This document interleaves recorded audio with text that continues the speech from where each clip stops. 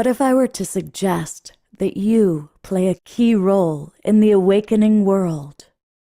And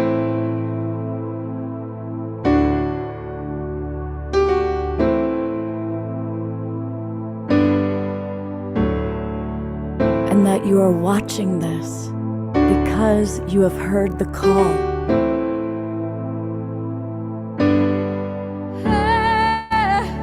We can start right now by opening our hearts and minds.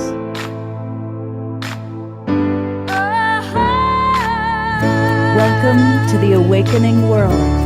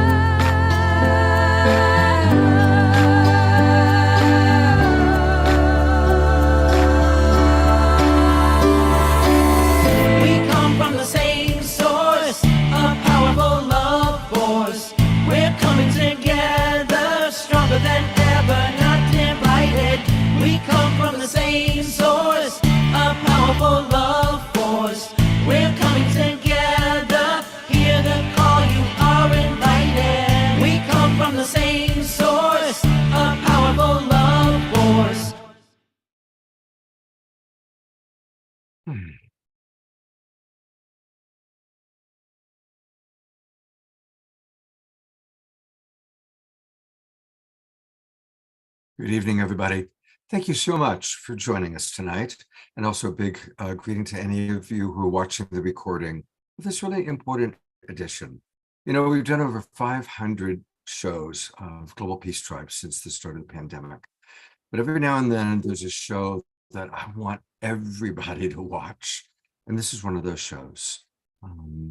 At a time that a new war has broken out, it's especially important for us to have the kind of leaders you're going to hear from tonight sharing their amazing life stories, their dedication to creating an awakening world. We had booked this topic about a month ago of doing something on women's rights, gender equality. I want to thank Stacy Weller, one of our presenters, who kind of brought that to my attention. And then since then, some pretty amazing events have taken place in the world. And to talk a little bit more about that, I'm so grateful that Eden Amadora agreed to co-host this really important show. She's someone I have the greatest of respect for. She, of course, is an ordained priestess of the 13 Moon Wisdom Circle. And she's been on this show many times, and I've gotten to know her personally. She's an amazing, amazing soul. Very humble, very loving, and very dedicated to an awakening world. So I'm going to turn it over to you, to Eden, to share a little bit about your perspective about tonight's topic and what's going on in the world and why we're addressing this. Thank you so much, Scott. It's such a pleasure and an honor to be here with you all. And this is a particularly important and timely subject that we're focusing on tonight. I think it's amazing, Scott, like you said, that you had this show planned. And then just this week, Scott reached out to me and he sent me an article and he said, "Did you know that a woman just won the Nobel Peace Prize? And not just any woman, a woman in one of the most oppressed places in the world, where those systems of control of the feminine and the darkness and ignorance around gender equality still needs a lot of veil lifting, that a woman was awarded the Nobel Peace Prize who has fought tirelessly for gender equality." So this is really something to celebrate. And we're going to speak more about her. I'll just say her name, Narges Mohammadi.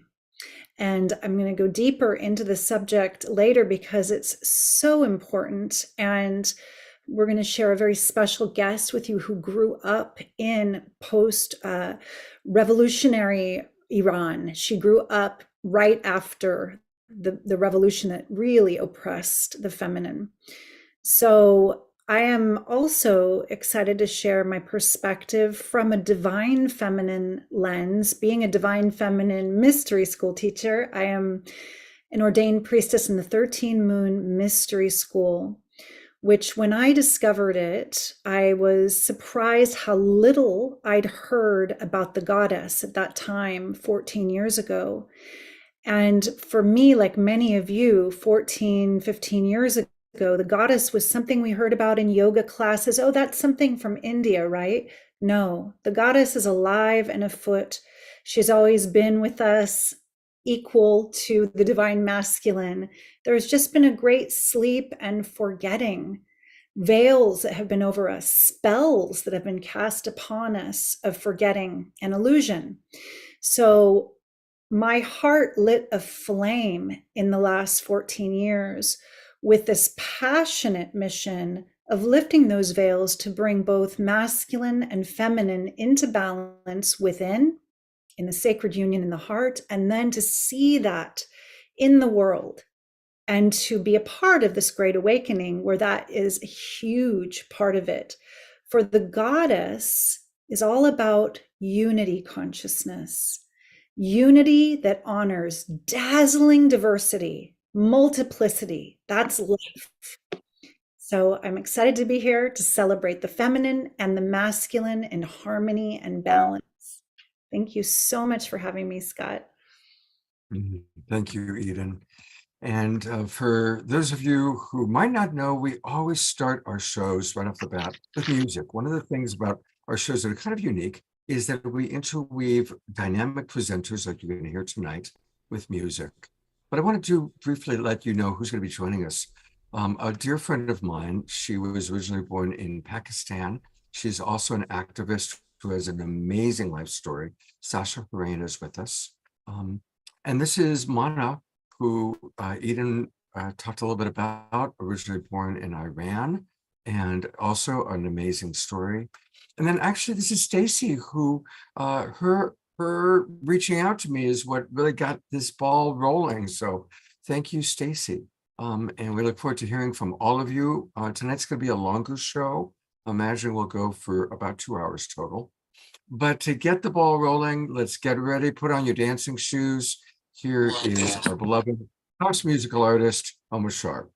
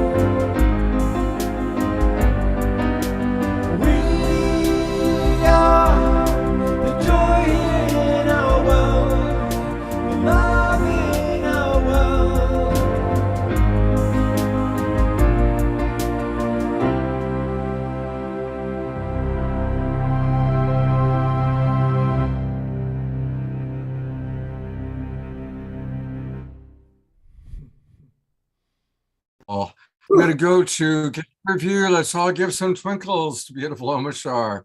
And thank you everyone for moving and grooving and dancing.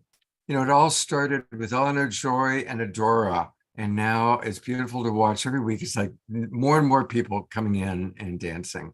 It's really quite wonderful. Thank you. Yeah, thank you, Omashar. And we'll have another Omashar song, and also Omashar and Eden have put together something very special for us tonight. So we're looking forward to that. Also, I just want to acknowledge that every night we lead a meditation at 6:30 in collaboration with all of our friends from the Twin Ray community. And I see many of our Twin Ray community friends are already with us in this Zoom room, and also Brother Nicholas will be leading tonight's meditation, of course, dedicated to peace. Earlier this year, I had the pleasure to meet our first presenter. Her name is Zasha, and she was originally born in Pakistan. And she's had a most extraordinary life. And we actually were staying together in Sedona with a mutual friend of ours, and really got to know each other. We spent a few weeks together. We even took a road trip.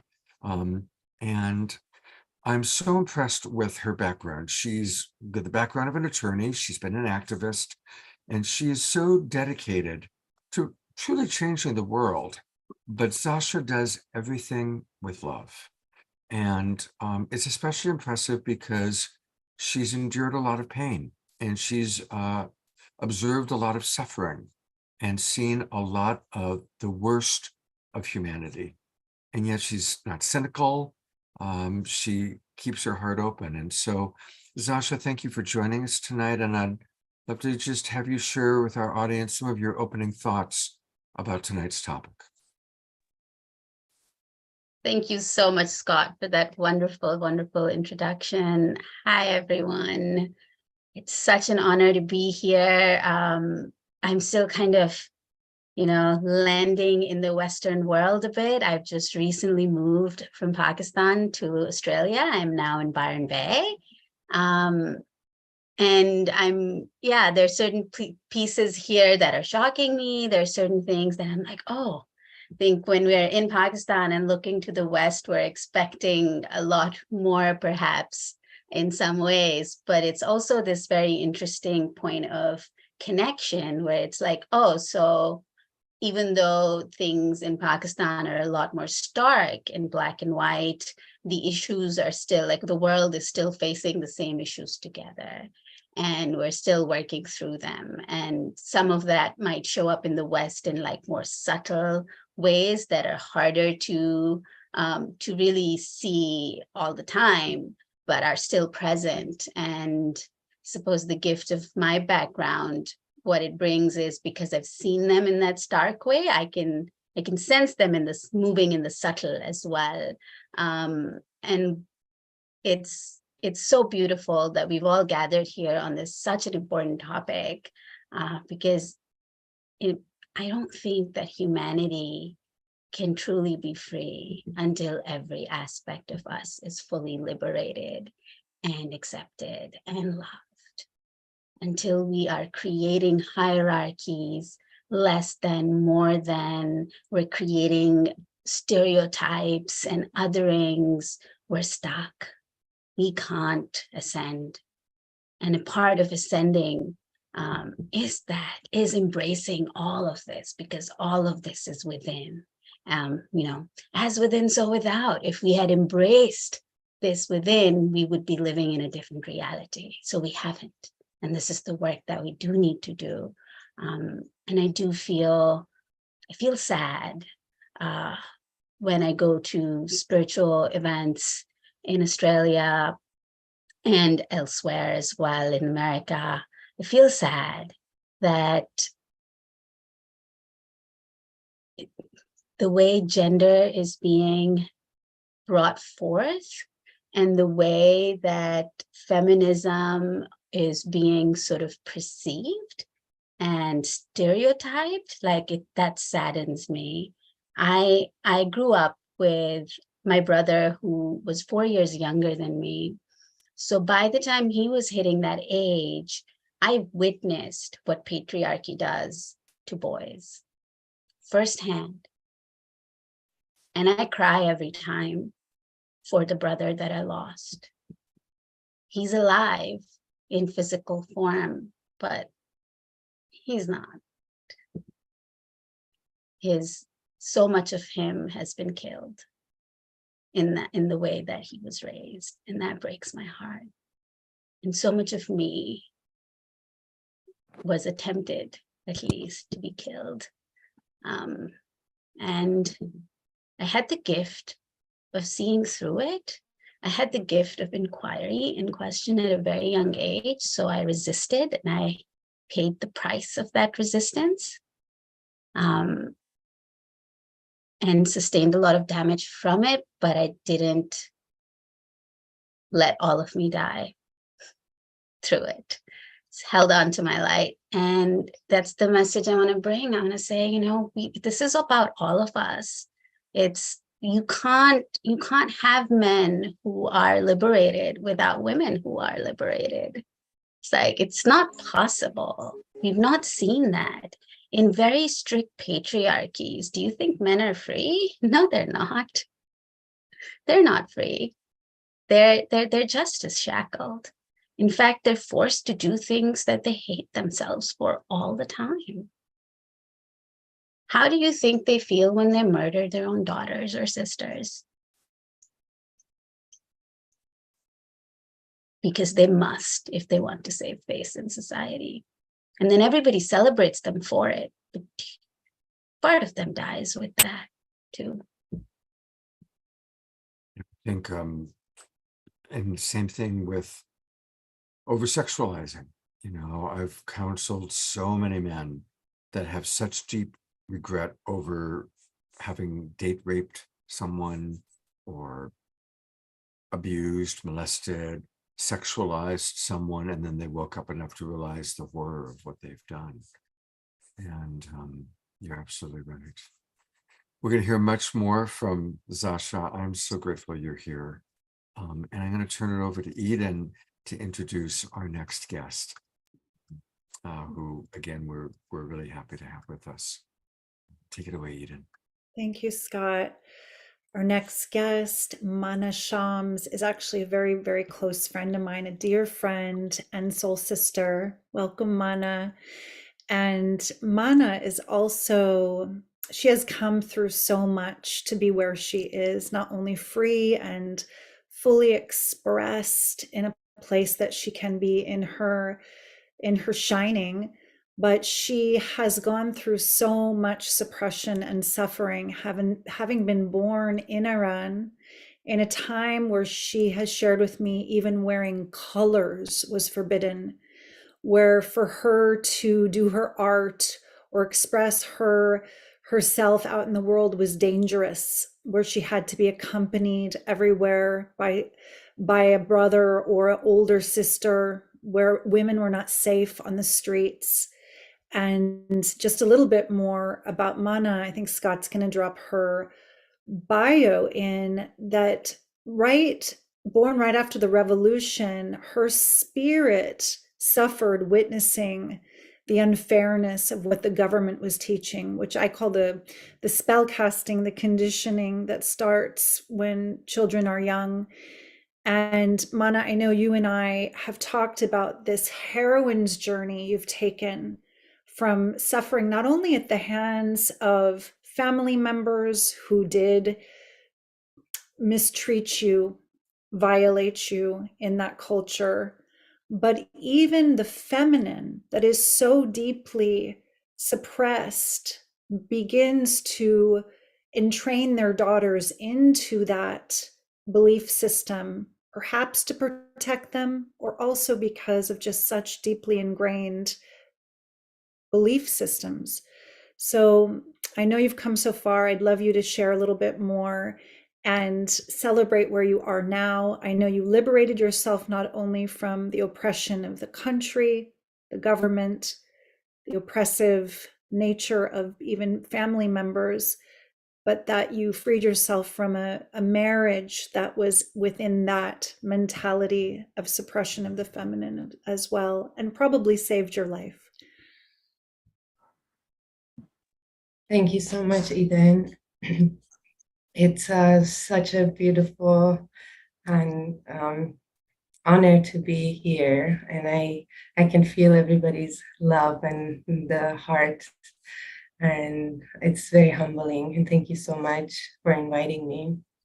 Um, it's been years since I moved from Iran, 11 years, and I feel like I have come out of the concept of time and space, because the 30 years of my life, that most of it was in Iran, with the freedom that I have now, I feel like I've been time and space. In 7 years, I lived so free, and the rich and the quality of my life has been so big that the other 30 years already faded, but still I honor that part of myself, because that was a stepping stone for me to be here.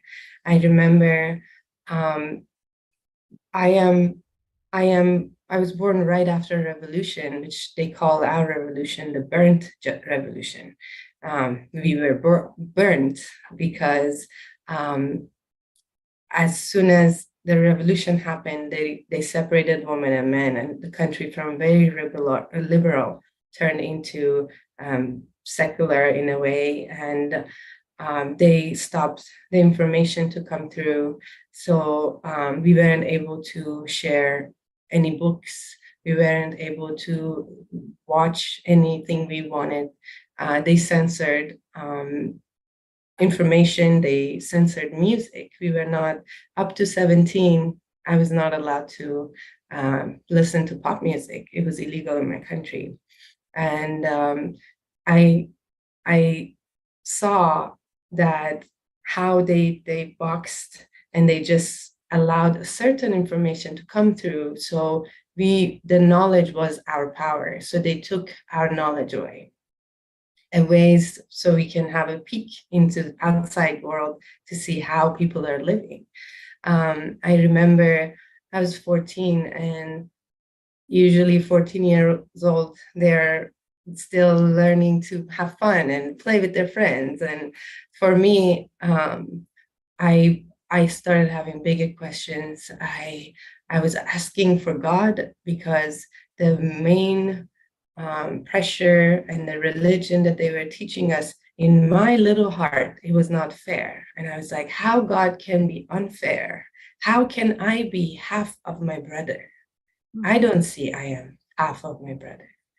And that's why I started peeking in and reading to see what other religion says, and which I was lucky that I was one of the first generation that we accessed internet. And instead of me having fun on internet, I would sit till 2 a.m. and read about different religions, so I can find my truths, because what it was chewed on and given to me, it was not right. In a country that if you are literally considered half a man, because if I see somebody kill somebody, if I go to court, they would not accept my if I say I saw that, because I am half a human. How hard is that? Or if I die, if a car hit me, if I was a boy, there would be a bit different price given to my family than me. I physically have half of worth. And unfortunately, it is sad that being in a oppression, being in a place that if a husband dies and your children is not yours, your children are your family, your husband's family, and they get to decide if you get to have your children to raise them or not. But these all pushed all my buttons to get stronger from inside, to want to seek for truth and for freedom, for equality within myself. And after I married a man that was Iranian, but he grew up in US. So because I was liberal and I could not fit with a person who was fully raised in Iran, so I thought that he would be different. And when I got married with him, and he totally shifted and became just like a person who was raised, because it's so embedded in the blood. It's so, they give, like in the family, they say, how many children you have?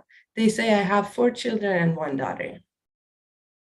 And that's sad. And usually the parents will give so much right and freedom to the sons of the family that they think they are different, which in their innocent world, they believe it.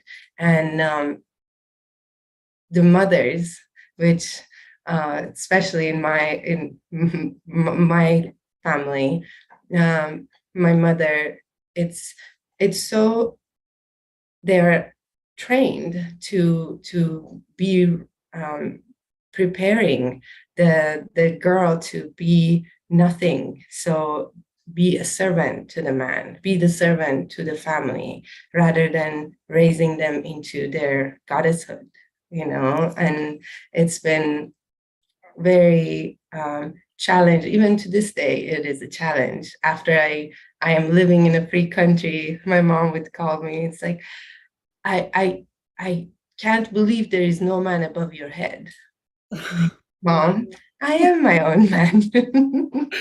You are your own authority. You are your own inner authority.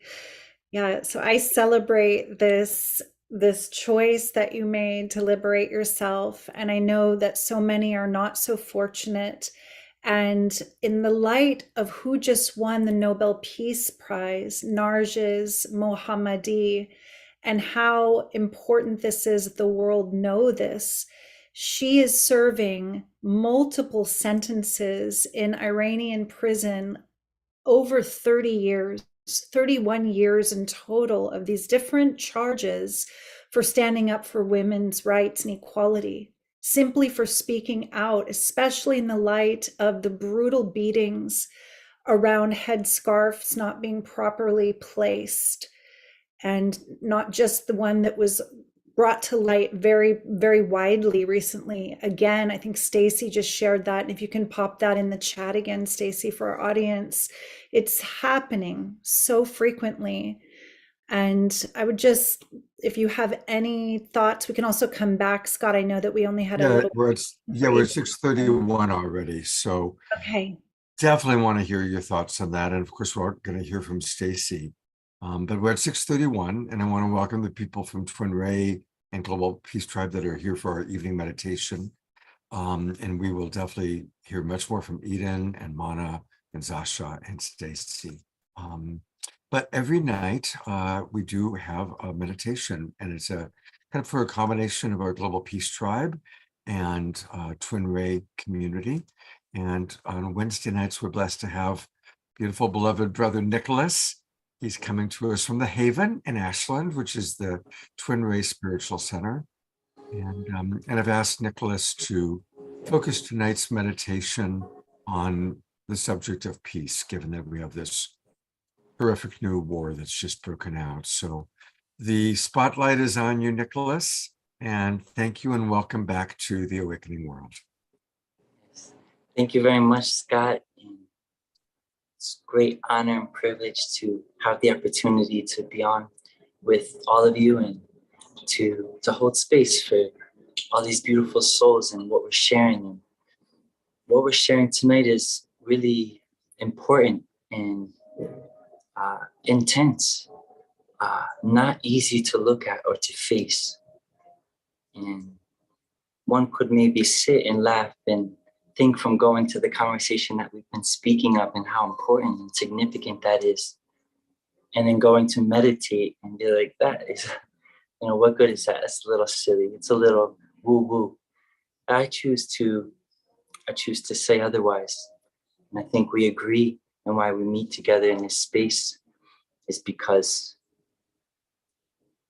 through love, we'll we find a way. That love can only be found first and foremost within, as we've been speaking into, starting within, in that battleground within. And that is the art of meditation. Sometimes meditation can get confused where it's like, oh, clear the mind, feel peace, feel perfect. This is not the true way. The art of meditation is to feel. As we find ourselves in the spiritual center on a main street, lots of sounds, lots of things happening, whatever's going on in our mind, in our hearts, we're going to feel. And I want to invite in the intention, specifically tonight, to begin to feel and embrace and send love to what's going on in the world. And the war is occurring in many places. And just come together and pray our hearts out and feel it. Feel the sadness, feel the anger, whatever might be there. But remember what and who we truly are, that we are a soul, and to trust in our heart's wisdom. And what we're speaking into, the suppression of the woman, of the feminine, but the true nature of the divine feminine has the capacity and the wisdom to be able to feel and hold it all. So I would love to invoke that as our intention this evening, and to unite in that in prayer and do our best to make a shift, to make an impact, to choose love in the face of all the fear and all of the chaos that is occurring, to sit and pause and to choose otherwise. So as that feels good for you, I invite you to begin to connect to that as you allow the eyes to fall closed. Allow softness in the jaw. And begin to feel, check in what's going on in that world within.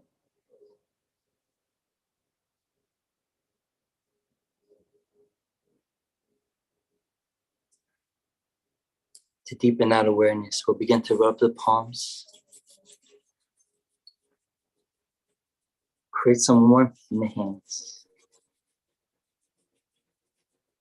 When you feel that warmth, let the hands gently rest into the heart. Left hand first, right on top. Bring that warmth in. Connect to the warmth, the wisdom of the heart. As they say, love will always find a way. May we unite in that intention and love. And take this moment to pause and to feel and to pray our hearts out. To face it and to embrace it. And not choosing a side, but really see what's going on and have that compassion, the capacity to be able to forgive and see that we're all truly longing for this love. We're all feeling some sort of pain. May we feel it. Feel it for the world as much as you can in this moment.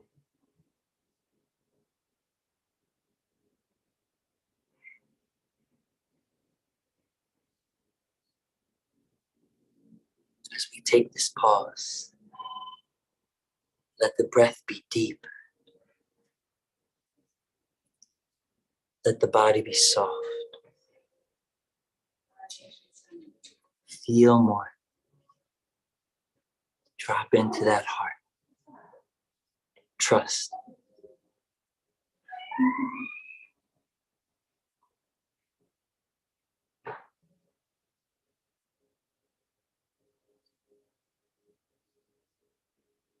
Bowing, giving thanks to the grace, to the wisdom of the divine feminine, the divine mother.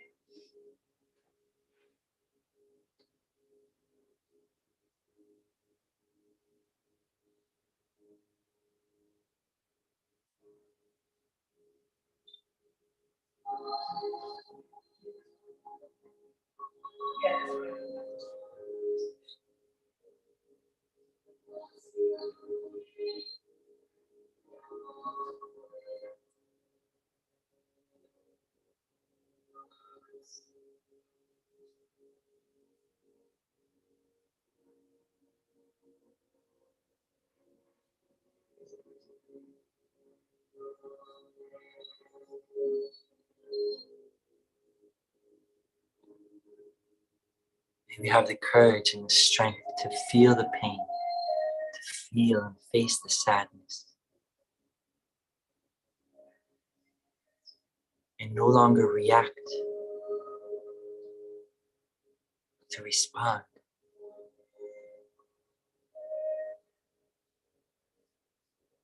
We all choose to respond with love in this moment now, together as one.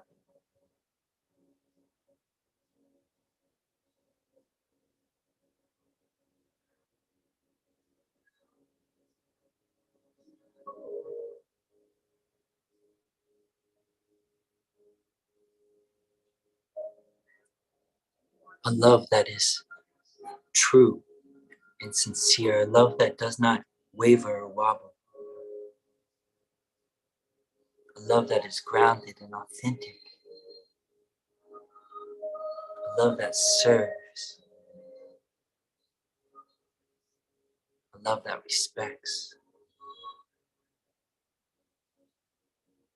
a love that is willing and understanding.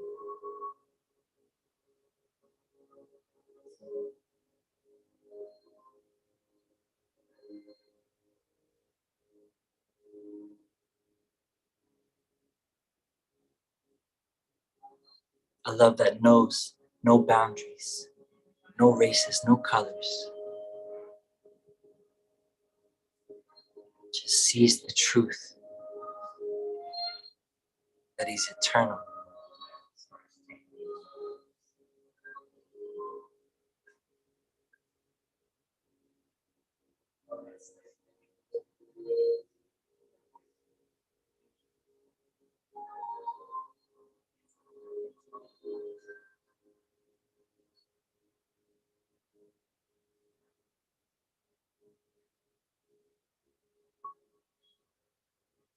Let's begin to relax the hands from the heart and let the palms come up by the shoulders, palms facing forward.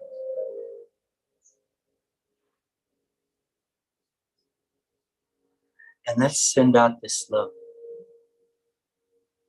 making a prayer for peace, for unity. In your own way, make a prayer.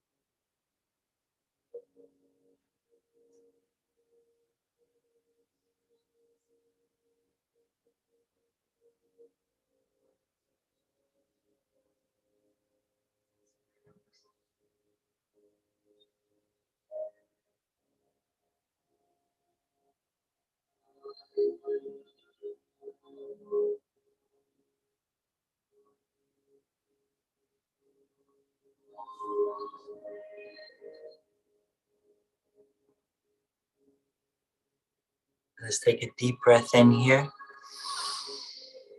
a full exhale. And slowly let the palms unite in prayer at heart center.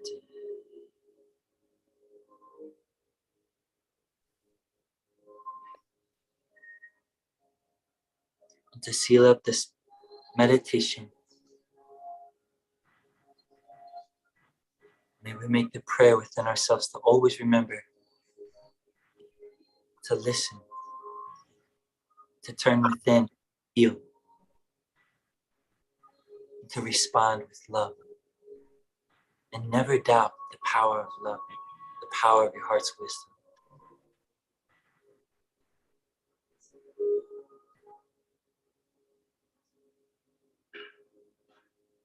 May we give thanks especially and call forth the wisdom of the Divine Mother, Divine Feminine, to hold us in these times, especially the children.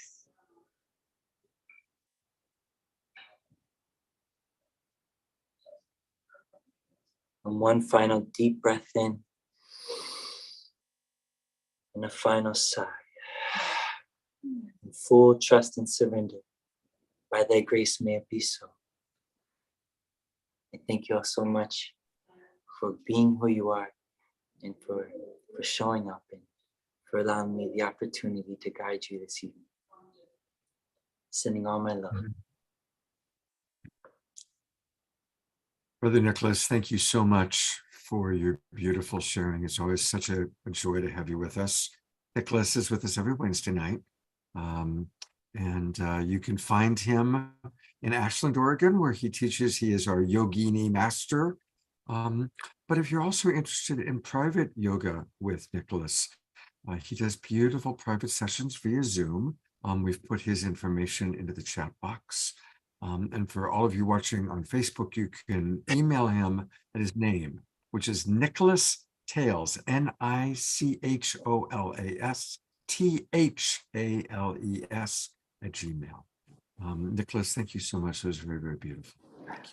Thank you, Scott. I appreciate you very much. Love you too, brother. And we're going to go right into a beautiful special experience that Eden and Omashar have created for tonight. Take it away, Eden and Omashar. Before we begin, I would just to remind everyone to remain muted, even if Scott features you. If you can keep your mute on, the sound will be much clearer and better. Thank you so much.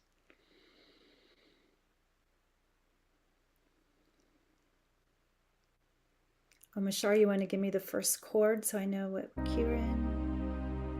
Thank you, love.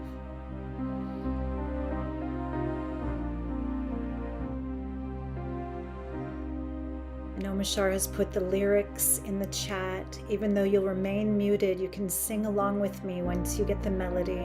Just feel it in your heart. Deep peace of the running wave to you. Deep peace of the quiet earth. Deep peace of the flowing air to you. Deep peace of the silent stars. May peace, may peace, may peace fill your soul. Let peace, let peace, let peace make us whole. The peace of the running waves to you. Deep peace of the quiet earth. Deep peace of the flowing air to you. Deep peace of the silent stars. May peace, may peace, may peace fill your soul. Let peace, let peace, let peace make us whole. Deep peace of the running waves to you. Deep peace of the quiet earth. Deep peace of the flowing air to you. Deep peace of the silent stars. us. May peace,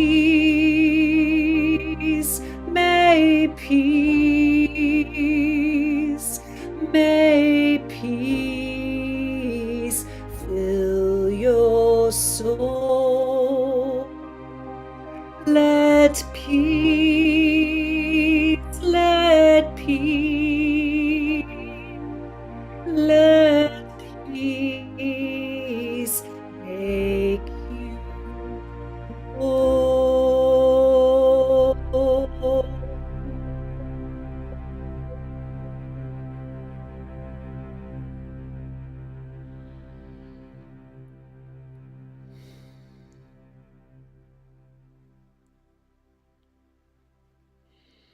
Thank you so very much, Eden and Amashar.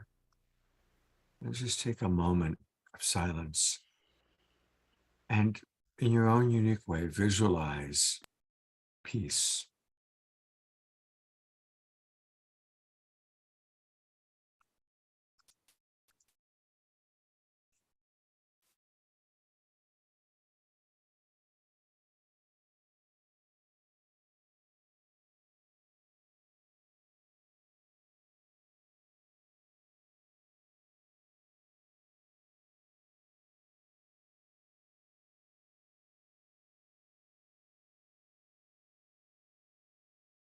Thank you, everyone, for being true global peace drivers.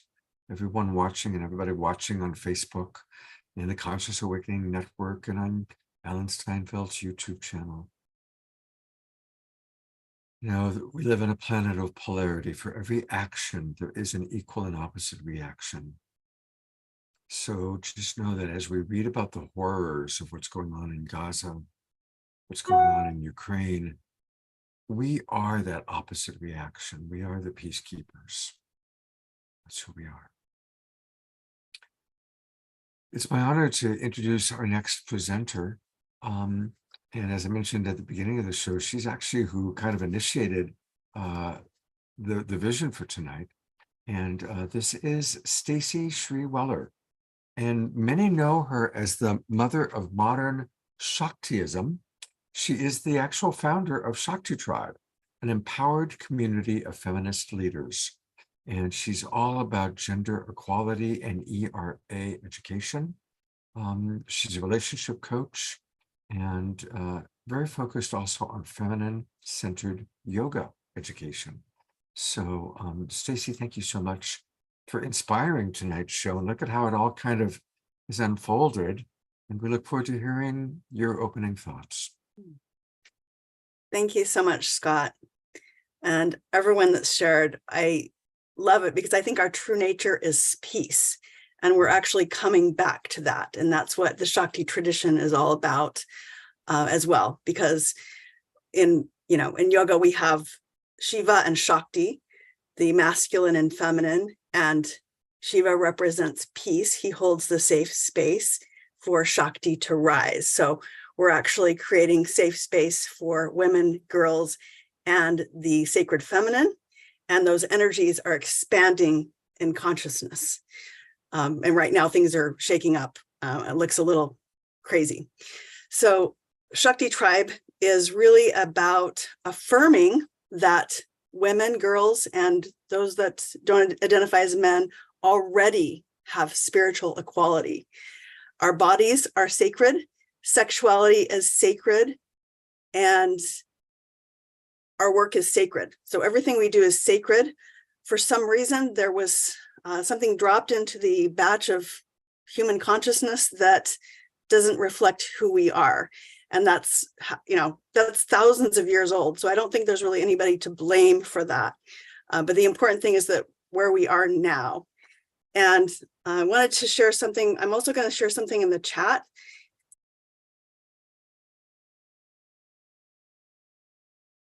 Stacy, you got muted accidentally. Hold on 1 second. Let's find you. I got it. Sorry. I think I tried to put those in the chat. So anyway, there's information in the chat. And I encourage anybody to interact with me. Does anyone know about the Equal Rights Amendment to the US Constitution, guaranteeing gender equality? That is the 28th Amendment to the US Constitution, Feminists in the US have been fighting for this for years. And finally, in January of 2020, 38 states and both houses of Congress ratified the amendment. And what that means is it's basically part of our Constitution. However, we have an executive branch, a judicial branch, and a congressional branch that are refusing to take effective action to publish that into the Constitution. And there's a reason for that. And I think Zasha and Mana, we've talked about bully consciousness. So that's the unbalanced masculine. So the divine feminine is in direct conflict with the bully consciousness. And so they're fighting it. And the other thing is, this is something that's not well known. I talked to politicians. I've talked to a couple of senators. I talked to a mayoral candidate. None of them know about the status of the Equal Rights Amendment, which is part of the Constitution.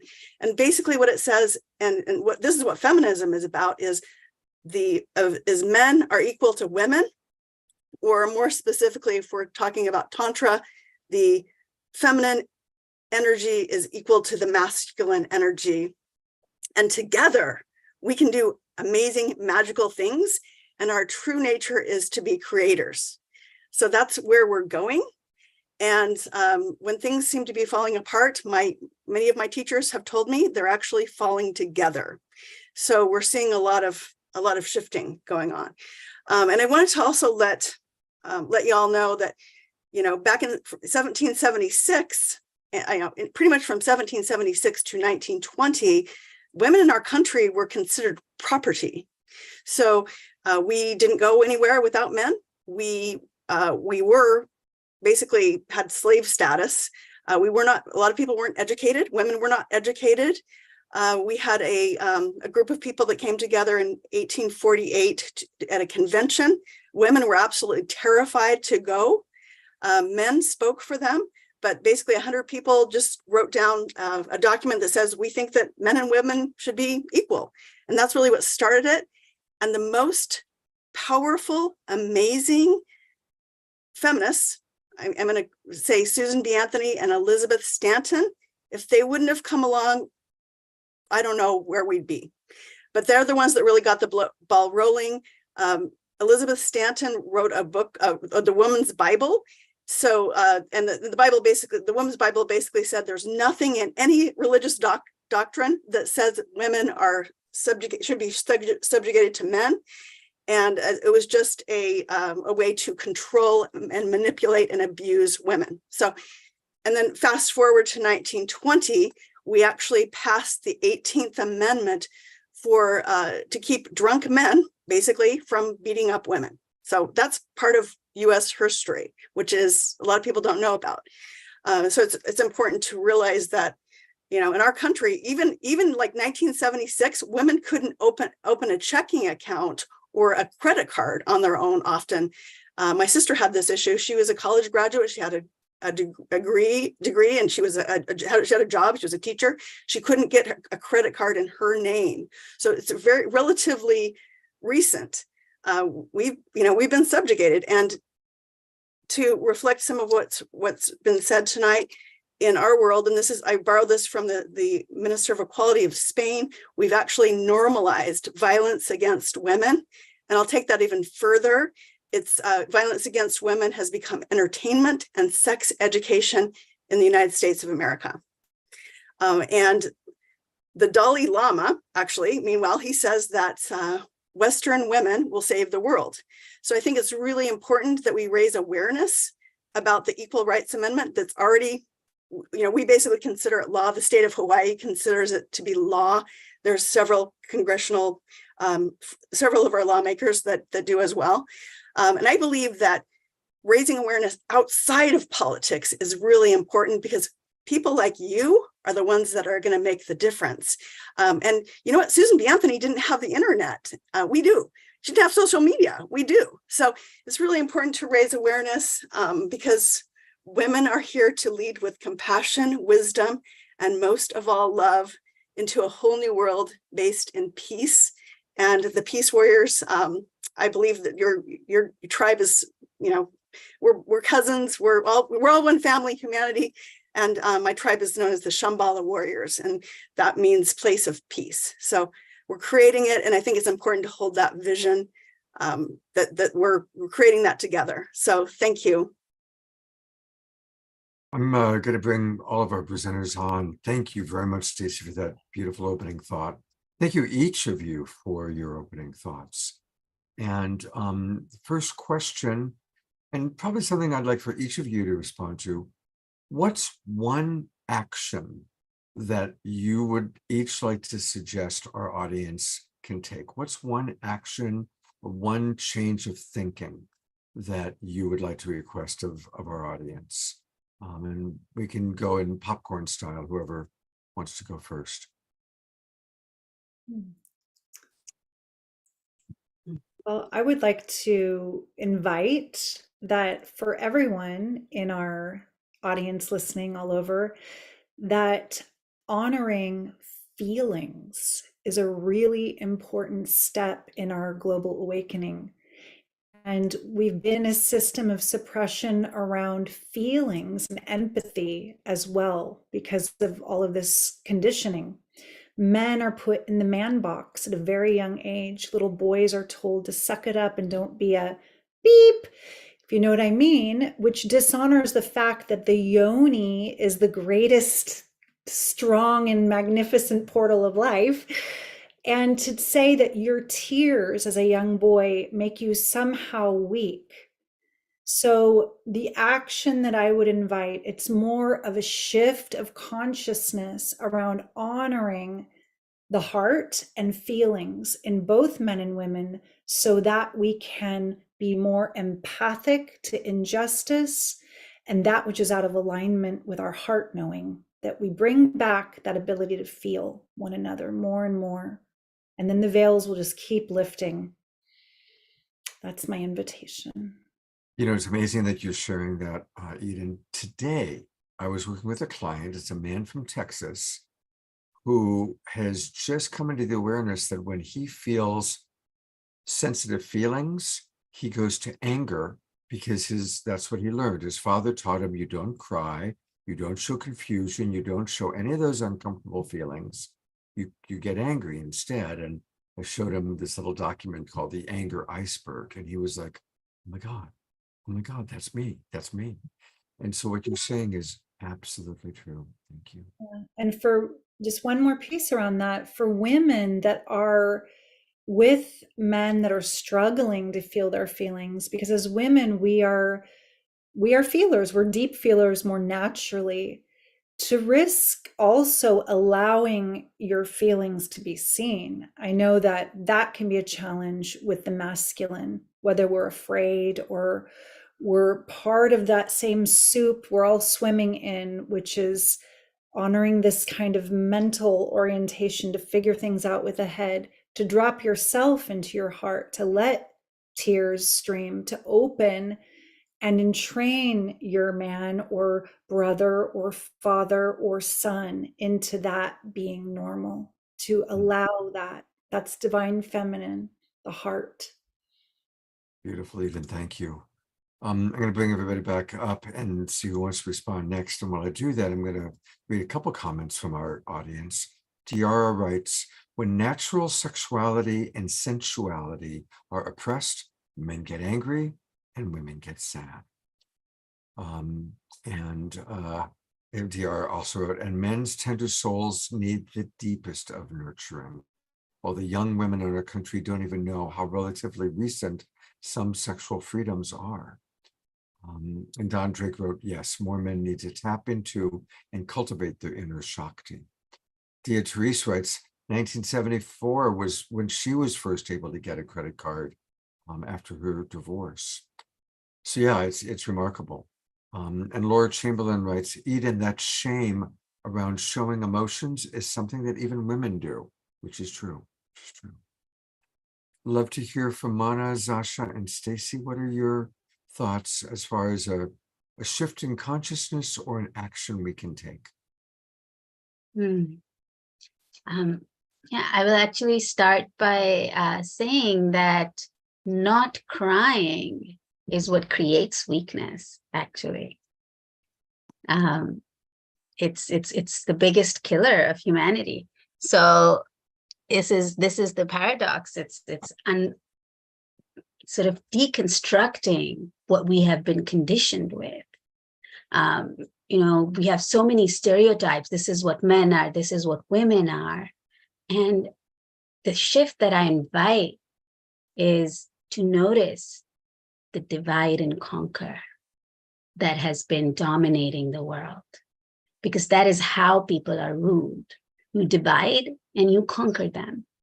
And one of the biggest oracles that I received earlier this year is that the war between the genders is keeping patriarchy alive. And so when we can unite, because out of the 46 chromosomes, there's only one chromosome that's different between a man and a woman. That's it. There is so much more that is exactly the same between us.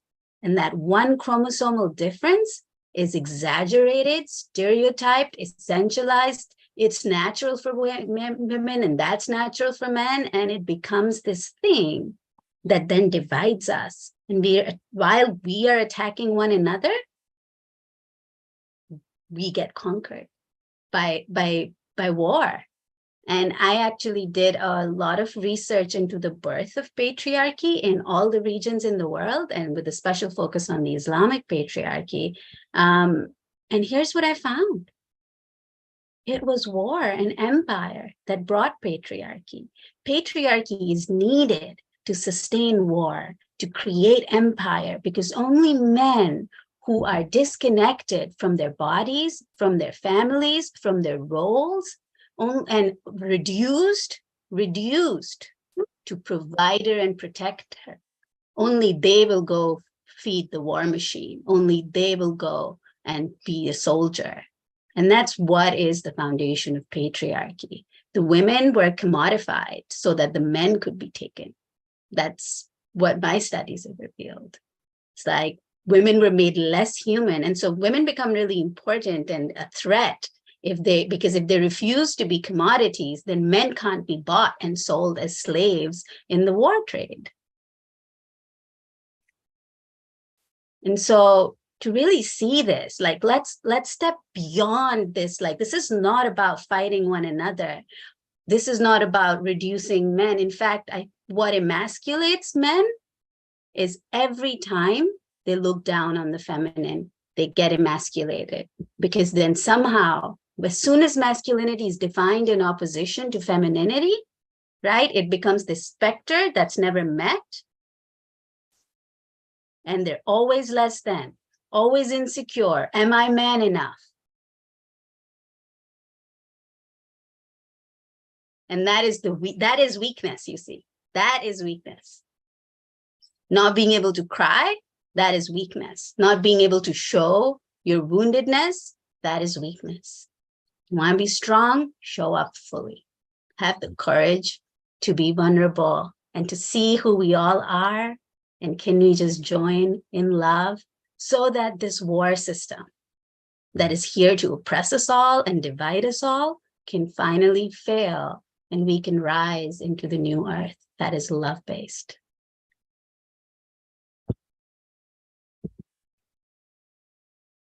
Thank you, Zasha. Each and every one of you, what you're sharing is so beautiful and so wise, and in many ways very shocking that we still, as humanity, are still so primitive in some ways. It's like, as you're saying these things, it's like, it's such common sense, and yet look at how far we have to go to have it be universally adopted and practiced. Mana, Stacy, we would love to hear what you want to share. Well, I feel the most important thing is to connect with our mother, this big planet that we live on. And I think we have been disconnected from the gravitational force of Earth, which brings us in the same rhythm with the Earth. And our as the masculine, the father sky meets the earth, the mother, that within connection of both, we are who we are. It's that they've never been separated. This whole creation is created by these two energies dancing together. So there is not that one is more and one is less.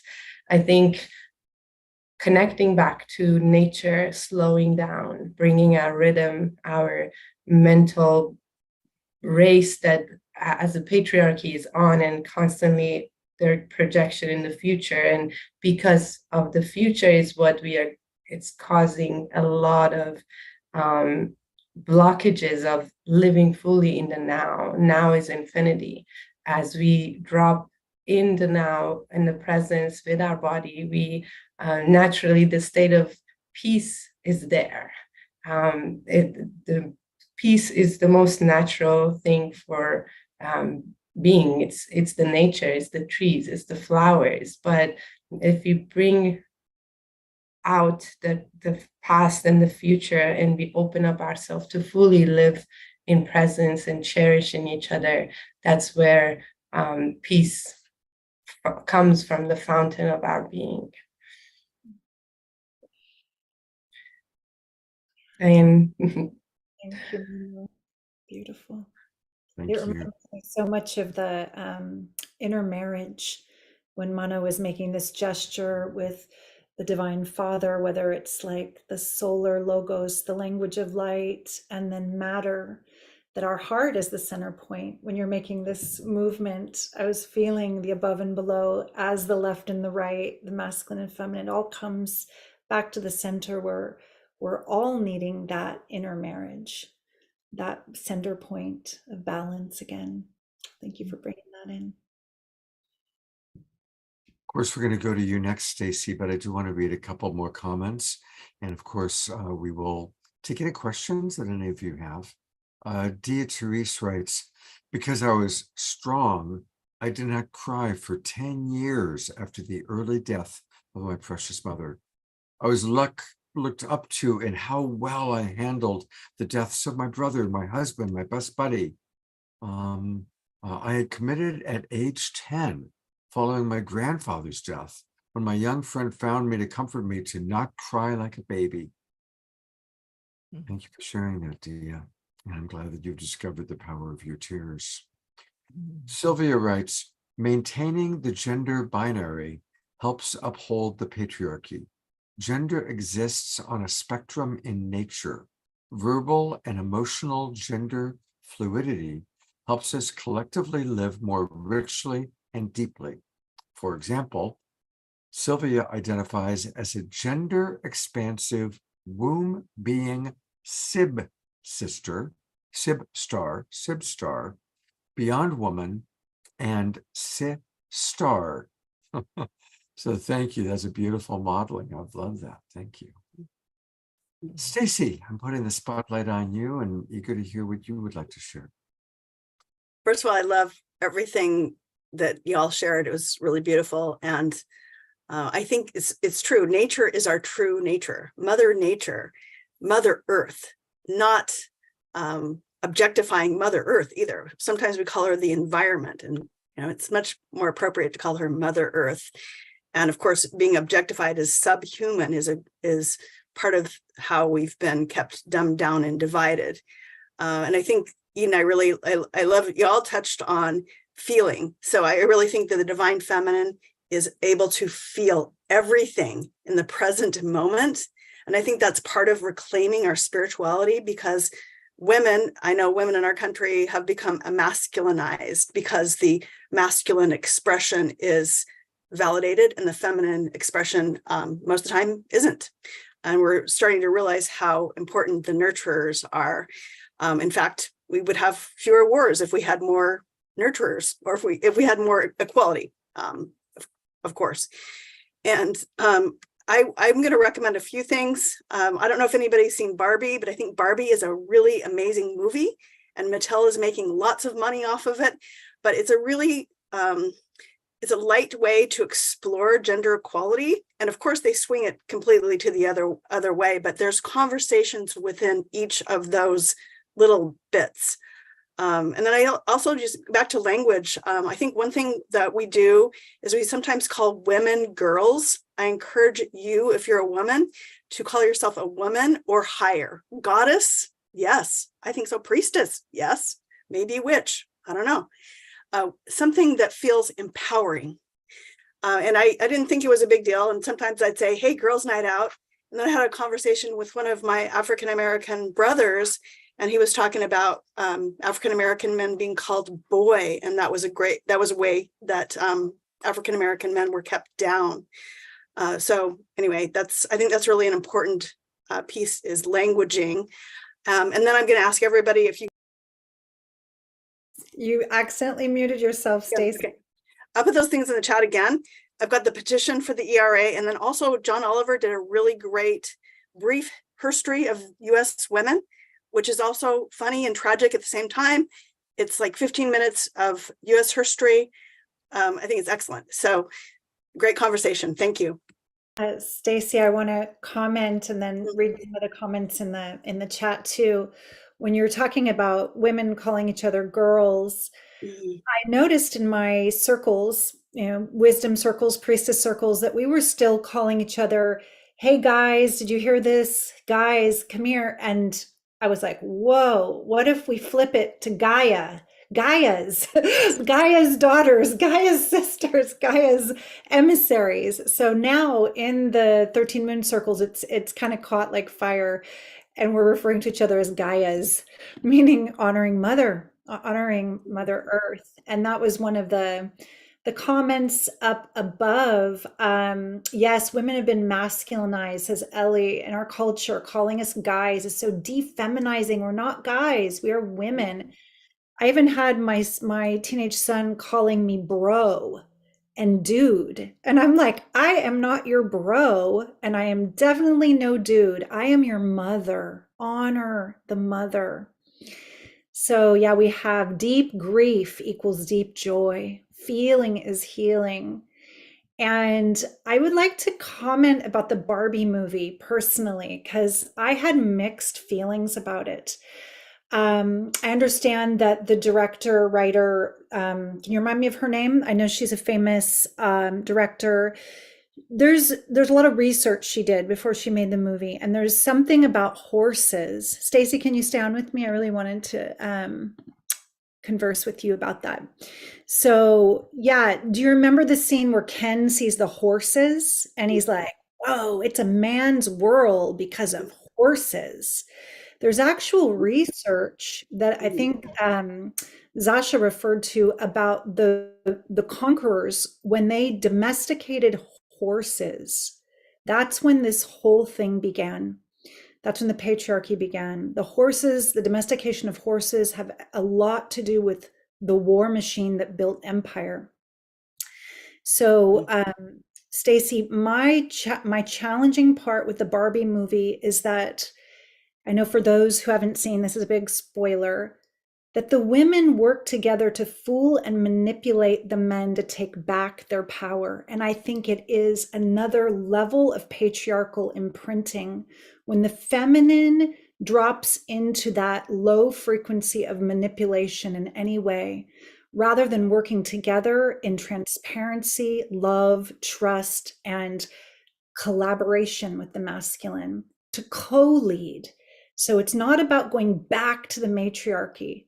It's about synarchy, co-leading now in this awakening world. So this was my challenge with her choice in the scripting. Yeah, and I agree with you about that. And the writer did a lot to bring things out. And I had the same issue. But the thing that I loved is it actually gives men an opportunity to see what it feels like to have the script flipped as well.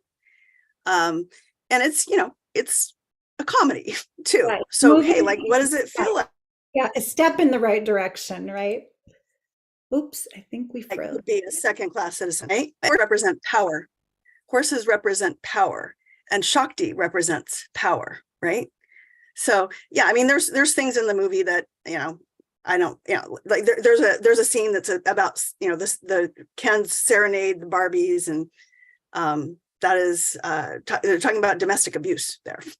So, it's not perfect, but it's we're having conversations. So if we're going to rise the divine feminine, we got to start having conversations about it.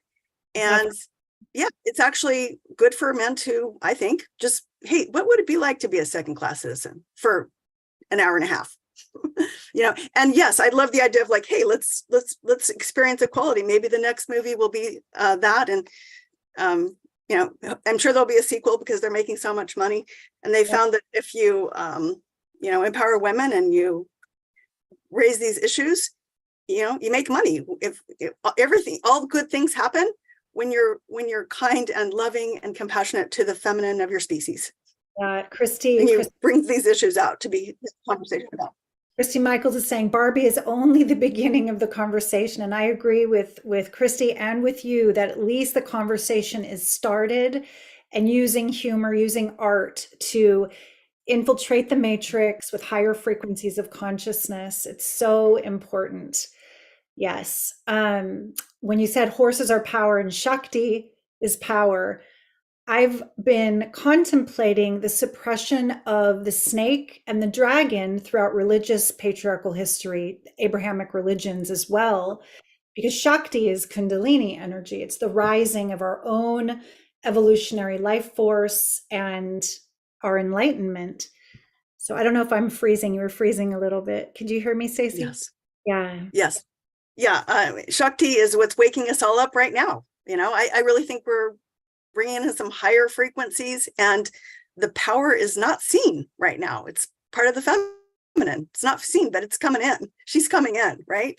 She's here. I think that the vibration of Gaia herself is rising, and as her children, our vibration's rising as well. We can't escape it, right? Beautiful. Our consciousness is rising. Thank you so much. Yes, I could see Mana. Thank you. Yes. I would, you saw our opening video, and we say we're here to inform and we're here to inspire. And so I have a question for each of you.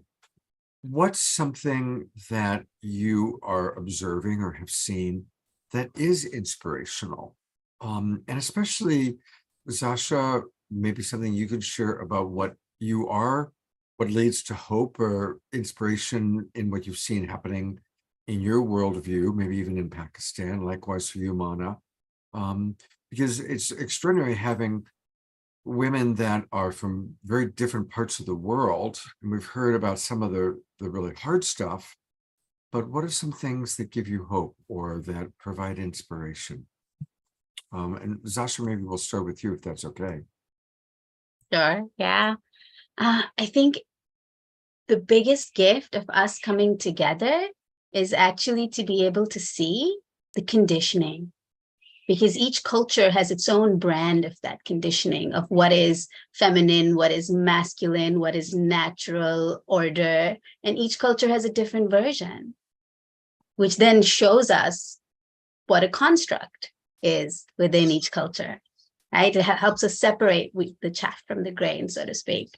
And one of the pieces actually that I received in my own spiritual journeys with the Cosmic Mother was that humanity has so distorted what is masculine and feminine energetically, the principle itself, because the way that patriarchy functioned, all the things that were threatening, that were, unacceptable, were pushed on and labeled as feminine, right? And what they needed in their soldiers was labeled as masculine.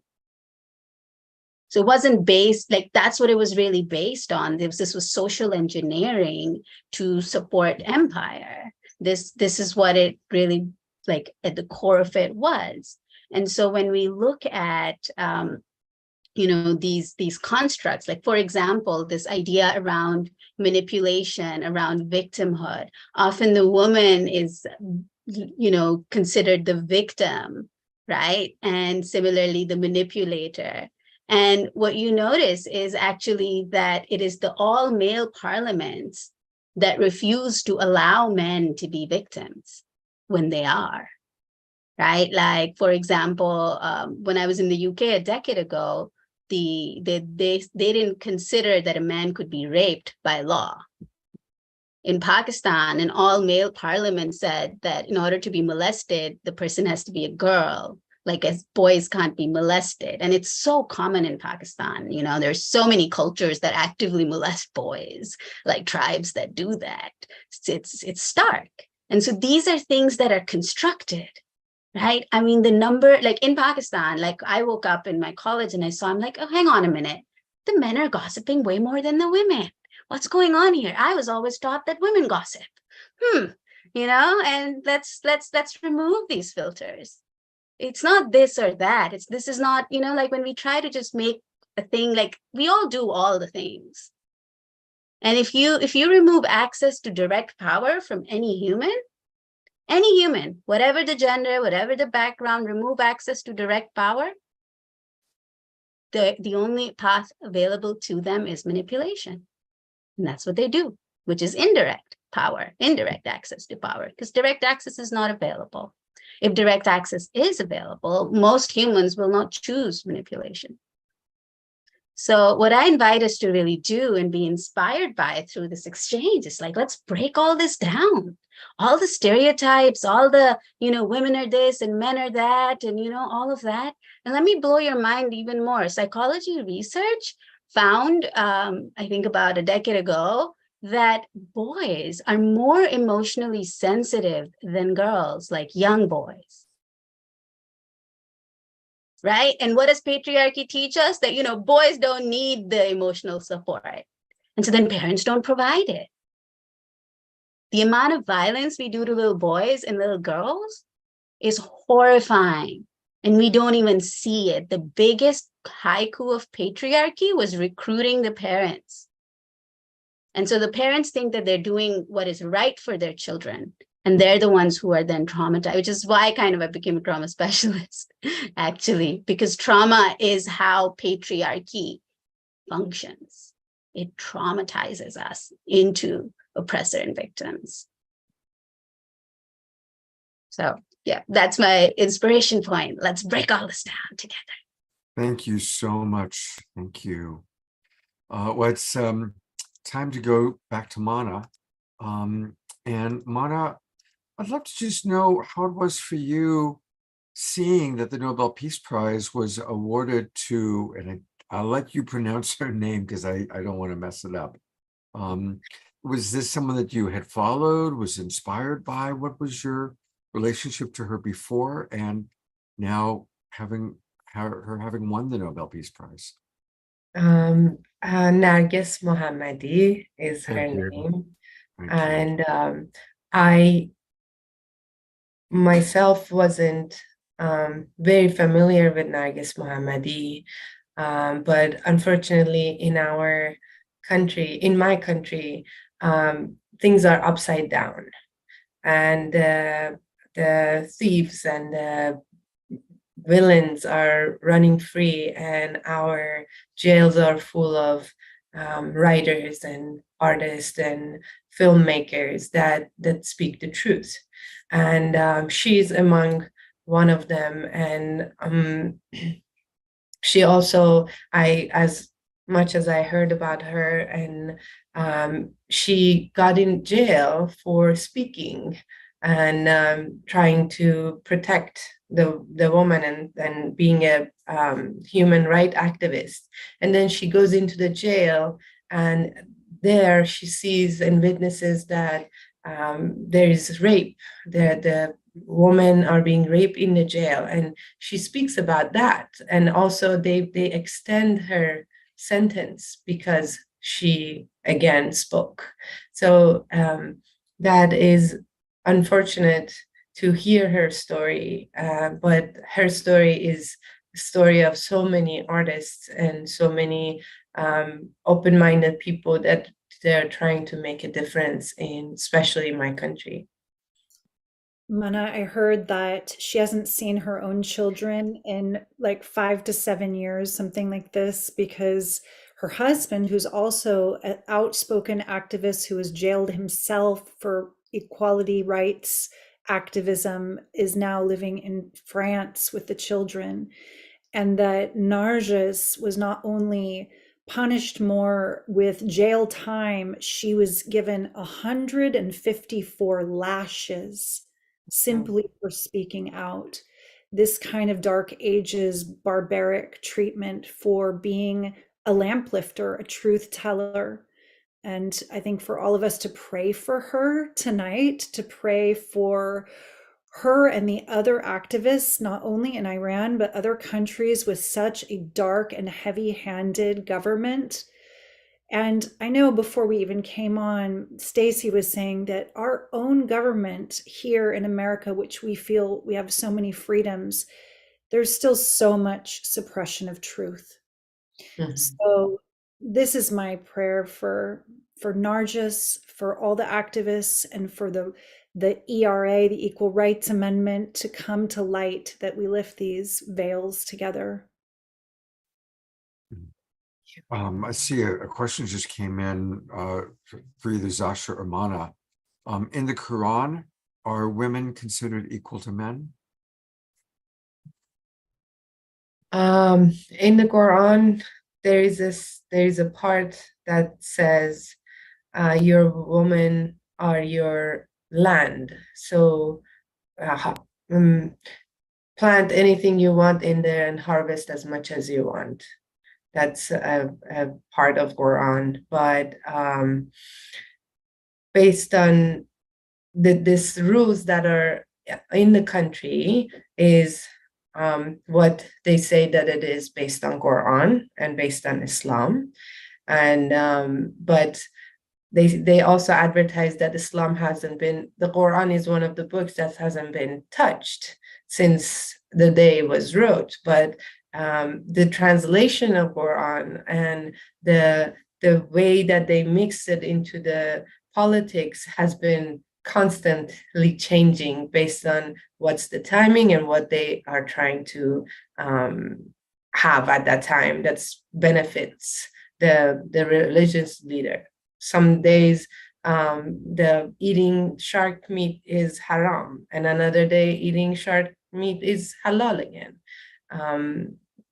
So as much as I know, a man, it cannot be equal if a man is allowed to marry 4 wives and have up to 40 lovers. Wow. Yeah, and I will second that. There's spiritual equality. Outside of that, there is none. Like in terms of, the testimony, in terms of inheritance, in terms of status, women are infantilized perpetually. You'll see, Saudi Arabia and Iran in some ways are like the, what the literal application of these show up as. And so women are not allowed to travel on their own. Pretty much like a lot of the situation that, Stacy was describing in the US until 1920. I was noticing the stark similarities there. Women are property, or they're not adults. They're not considered full adults or reliable witnesses, etc. So there's lots of ways in which, pretty much every religion that was around empire building does this and has been used as a basis for that. Wow. Well, we're going to kind of begin to wind down, and I'd like to have each of you share either your website, which I can pull up, or what you want for people to know. How do we move forward? How can people get more support from you? And I'm going to go to Eden first. And there's actually 2 things I know that I want to, I know Eden has one thing she asked to share, but I also want to encourage everybody. Every Thursday, that's tomorrow, the Oracle appears. And the Oracle is another aspect of our beloved Eden here. And it's really lovely. It's 11 o'clock every Thursday morning. I've tuned in a couple times, and she takes questions, and and I notice a lot of global peace tribers. Some of the people that are here in this room come. So Absolutely. it's a wonderful way for us to continue to connect and to receive wonderful wisdom from Eden. So we'll put into the chat box how to connect. It's free of charge every Thursday morning at 11 a.m. So anything else you want to add about the Oracle offering? And then Yeah, we'll talk about it. Yeah. Oh, thank you all for the beloveds who have joined me for that. It's a gift from my heart to come into the greater collective. We have people from all over the world that show up. Sometimes it's a little bit longer. If there's something going on, like a full moon, I'll give a collective reading. We use these divine feminine divination cards, and that's part of the 13 Moon Mystery School. So if you come, you will receive both the benefit of being in this loving community where everyone is really holding space for each other. And you'll notice that the wisdom of the divine feminine archetypes is so deep and so vast that even if you didn't know, like, oh, I really needed that, it often resonates super deeply. Even if you don't get a personal reading, I try to invite newer people who haven't received a reading to raise their hands. And it's just a joy to connect with all of you. It's a gift from my heart. As Mana knows, these divine feminine archetypes bless up your life. They start to come and live through us, whether we're in a male or female body. The goddess is here for us all as a guide. So she has many different faces and many different ways that she can assist us in these times. I'd also love, thank you for all the love in the chat around that, because I know that people have received a lot of beautiful support from those free Thursday, 11 a.m. Pacific time meetings. And wow, Scott, even I think you dropped the Zoom link right in there. That's great. There's also a link, Scott. I'm not sure if that's the right Zoom link because it might change. I took that from your email today. Oh, that's Your great. email Okay. from today, took it from there. Yeah, and when you come through that Zoom link, you won't automatically receive an email to remind you, but I'll drop into the chat the link to sign up, so you can receive a Zoom link every Thursday if you want to join. And then on October 31st, I'm offering a free live spiritual masterclass. And this is a little bit deeper. We're going to be talking about, just like Mana shared and Stacy shared, how important it is to live in harmony with the cycles of Earth, with Mother Earth, with nature, and with these larger processions of sun and earth and the turning of the wheel. These are like acupuncture points of potency for prayer on the planet.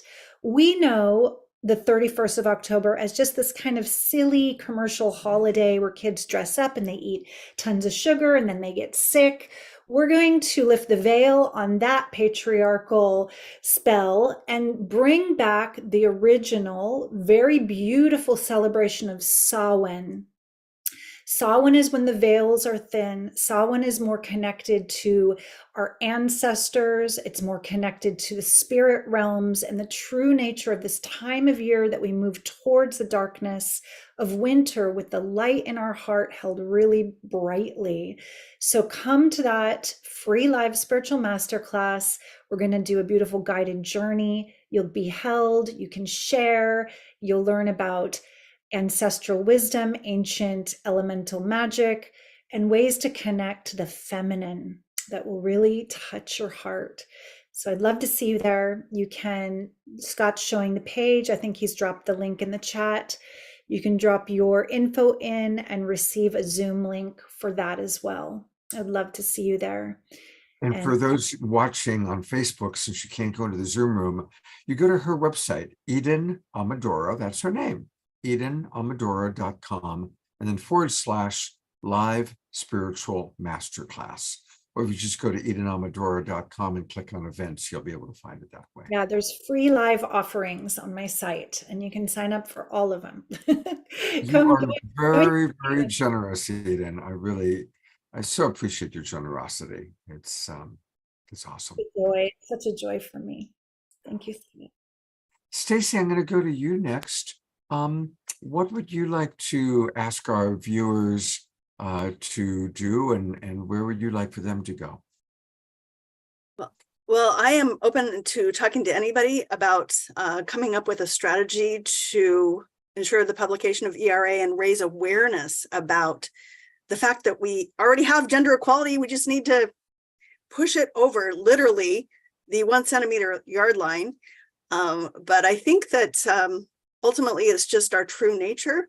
We're actually really, really powerful, as we've all been talking about tonight. And I think the power, I like to call it the powers that were. The powers that were are on their way out. We're rebirthing a new world based in peace.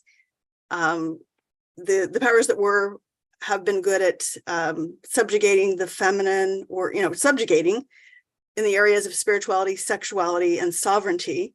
And that will not stand, because we're here to be a family and be about love and peace. So I just want to say thank you to everyone, and I appreciate all the shares and all of the peace, and sending love to all. Thank you so much for inviting me. Well, thank you, Stacy. And she does have a website where you can contact her, and it's her name, Stacy, spelled STACI, Weller, WELLER.org, stacyweller.org.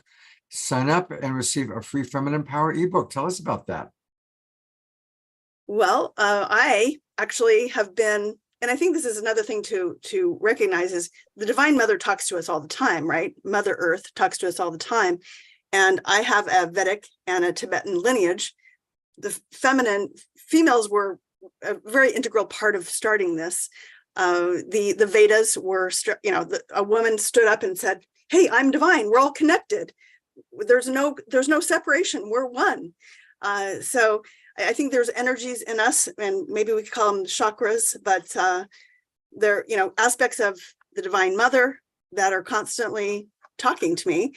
And I think Eden talks about this as well, that part of ourself, the divine feminine part of ourselves, is our wisdom, and we should pay attention to it. So that's part of my magic, and part of my medicine is I educate people about the Mahavidyas and the Shaktis, which I associate with chakras in the body. And I also teach meditation, and I'm a relationship coach. So yeah, that's what I'm up to. And we're good. Just also imagine peace on earth. Just like visualize it, right? Instead of focusing on the fear, because that's an illusion. And so what's made by a lower level of consciousness will be, can be switched by a higher level of consciousness. A higher level of consciousness will not continue to be ruled over by a lower level of consciousness. It's not possible.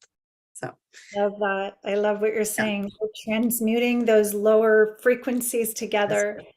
And as you're speaking about rising out of the imprinting of fear, I just wanted to share one last little tool for everyone. The letters of the word fear. We've seen this sometimes before as an acronym. Instead of that imprinted fight and flight, where it's forget everything and run. When we're afraid, we freeze, fawn, or fight or flight, right? So we're shifting that, as Stacy said, into feel everything and rise. Like Zasha said, together we rise. Together we rise. Well, that's a perfect opportunity for us to bring Zasha back on. And I've had Zasha on the show before talking about a really beautiful organization that she is really kind of the key person making it happen. And it's the World Empowerment Trust. And I'm going to, again, put it into the chat box where you can find it. It grew out of ISTA. And Zasha, tell us about WET, that's the acronym for World Empowerment Trust, and how we can support you in your efforts. Thank you so much, Scott. Feeling the sadness of coming to the closing of this was such a beautiful, beautiful conversation, and So grateful for everyone here. WET is, it's a passion project of mine. It's I'm hoping it can be that catalyst. The idea is, like, there is no rising unless it's rising together. And a lot of the times the focus has been the West. And the thing is that the West can only go so far without the rest. Yeah, and we need to have more global efforts in these areas. And when I found spirituality, modern spirituality, I was shocked, because in Pakistan, you don't have any of that. And I could feel in my being that these transmissions, these upgrades, if they reach places like Pakistan, the kind of shifts they will generate. And so we've had so many from, Iran, Afghanistan, Pakistan, Syria. We've had Africans, we've got people from Latin America, who then sort of come through WET. Currently, we are only funding for ISTA trainings, and we would love for other schools to also work with us. We offer basically a pure volunteer-run setup where we are mentors, coaches, space holders. And what we do is it's a labor of love where people apply for funding, we mentor them. And if they reach that place where they're showing up, where they can show up for their communities back home, they pitch us a project proposal, which we support them every step of the way for.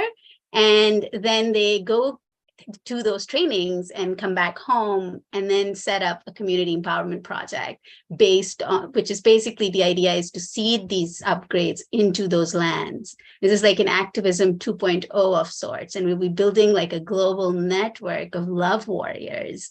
That's what we call ourselves, love warriors, across the world, supporting one another as we rise together. And it's like, when fires are lit everywhere and people can feel it, I don't see how this would not, shift. It's like when people can feel the love, it melts everything. And so that's the hope, that's the desire. So all the schools who offer such trainings, which they feel they can dedicate a percentage of their revenue to supporting people from the developing world, attend, please do contact us. And all those people who feel like supporting us and donating to us, also please do that. We are always short on funds, and we have such amazing, amazing beings that apply, that it's heartbreaking to not be able to support them. We are a zero cost operation, so every penny that you donate goes exactly to the people. And we don't even have a professional Zoom account. We have zero costs. So every single penny will go exactly where you want it to. Thank you so much, Sasha, for the wonderful work that you're doing. I just have so much admiration for you. It's always good to see you. Thank you. Thank you. And finally, Mana. We heard more about her story, but Mana is a bioenergetic medical medium, intuitive counselor, and embodiment temple keeper. She has over a decade of experience working with naturopaths and alternative medical doctors.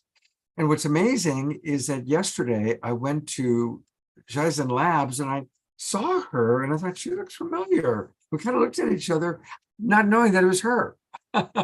So that's kind of a little small world moment for me. I'm in Marin County and she works at an incredible facility in Mill Valley. It's like the state of the art. But Mana, tell us a little bit about your offerings and how people can contact and connect with you. Oh, thank you. I work as a medical medium at Jaizen Labs, and which is in Mill Valley, which here I do frequency therapy for different ailments to support people into healing through sound. And also I teach people how to use their connect to earth through grounding, and teach them energetic management, how to tend to their energy field and be full of themselves, so that they come into balance from within and without. And I also offer Kundalini body work and intuitive healing sessions and shamanic keys, which I listen and hold space for people, and their spirit gives me symbols, and I just tell or draw the symbols for the person, and their energy balances, and holding a mirror, and also in any way that I can support, I'll guide people into more embodiment. And raising into their own ecstasy. And as Rumi says, our job is not to seek for love, but merely to remove anything against love within ourselves. So I support people to become empty, so they can receive their own soul, their own spirit grounded into this plane. So beautiful, Mana. I'm just going to say the name of Mana's site so people who are listening on the other channels will know. She can be reached at spiritarts.life@gmail.com, and you can email her directly at spiritarts.life. Oh no, excuse me, that was the email. You can go to her site, www.spiritarts.life. And Mana, can you work remotely through Zoom or phone with people? Yes, she's nodding her head. For sure. I have experienced Mana's healing arts and incredible wisdom. And I feel very blessed to live nearby because I also have experienced her Kundalini body work, and it's amazing. So for the local friends in Northern California, don't hesitate to visit Mana. Beautiful. Well, one last time, taking a look at all of our presenters, what a powerful show. And I really want to encourage everybody, all the people in our Zoom room, you're going to get, an email in a few days with the link to this. I'll put the link up on my Facebook page. Let's get this out. This is a show that I really wish everybody could watch. So let's share it with our friends. I'll put the Facebook version is already available. So I'll put the link to the Facebook version right now into the chat box. And then we'll have the YouTube link ready by tomorrow. And thank you, Mana, Stacy, Zasha, beloved Eden. And as always, we conclude with Omashar providing us with a closing song. May I add one little thing right before?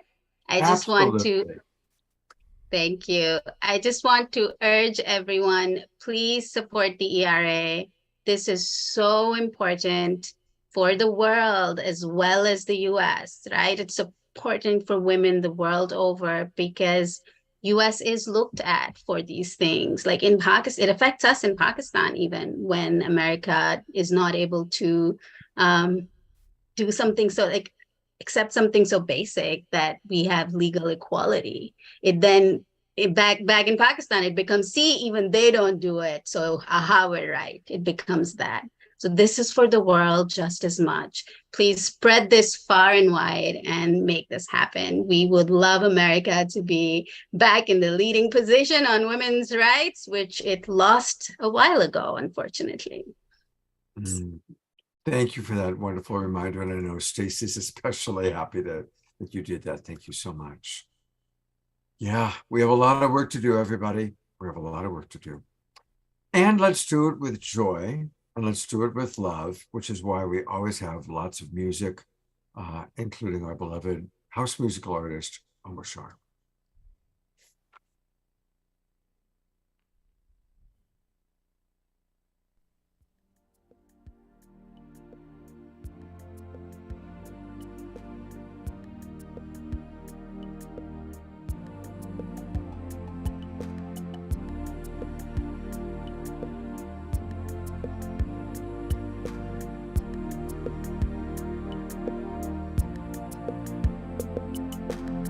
Sometimes it feels so hard to move along, say goodbye to yesterday. Take heart, my friends, there is a new song, bring us back to our homelands. When something troubles you, just call out my name. I am the one who loves you. Be still within.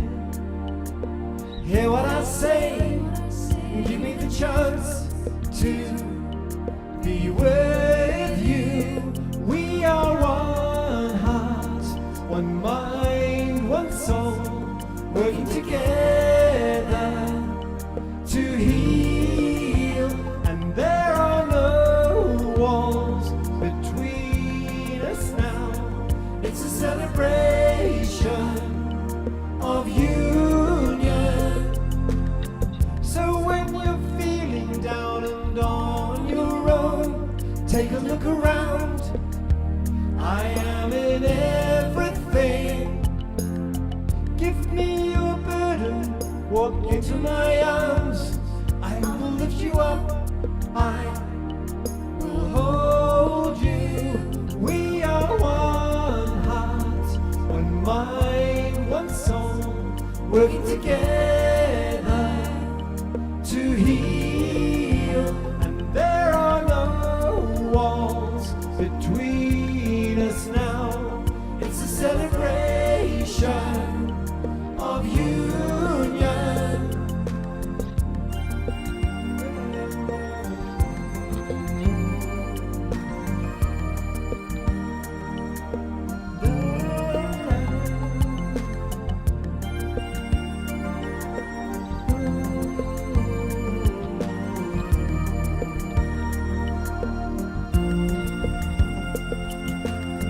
We are the ones who hear the new voice calling us home to freedom. Fear not, my friends, this is a new place full of new joys and happiness. Yes, we are one heart, one mind, one soul, working together to heal. And there are no walls between us now. It's a celebration of union.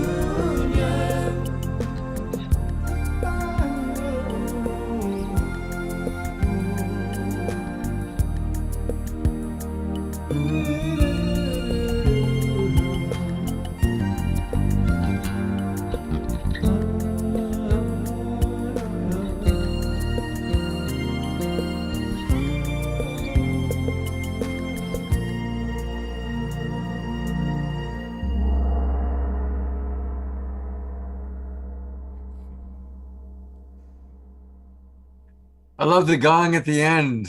That's awesome. Let's all Gong wind. let's give some love to Omar Shah. Much Omar Shah for always choosing the perfect song and just bringing us into our hearts of joy, even when we're I was taken so deep inside me tonight. I did not know my heart could open even more widely. And holy smoke, I felt like I was on the abyss of something even so huge that I almost scared to dive in, but with our group help, I know that we can dive in together and raise each other. So thank you. Oh, thank you, Omar Shah. And we are blessed. Omar Shah is with us for every show. He is truly my co-pilot. And Omar Shah and I will both be back this Saturday night. And we got a really great show scheduled, a lot of guests. Meet the Dreamers. Who are the Dreamers? Well, you're going to learn all about that on Saturday night. We've got several musical artists, actually. Caressa Ayers, Liza Garza, and Gio are all musical artists. My co-host is the wonderful Piper Dellums. And you're going to learn about this amazing group. They call themselves the Dreamers. And they are doing some pretty amazing things in our world. So to learn all about it, join us on Saturday night for that awakening world. And may we all take what we learned today, a lot of information, a lot of inspiration. I have so much respect for each of our presenters and for all of you watching. And like I said before, let's let's take tonight's show. This is one of those shows that send it out to the world and send it to a friend. Let's have a watch party at your house to watch it again. I put into the chat box the link to the recording of the show. It's the Facebook version of the show, and we'll have it up on our YouTube channel tomorrow. I'm going to go to gallery view one last time. Thank you, everybody.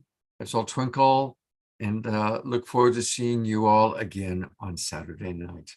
And thanks again to our wonderful presenters.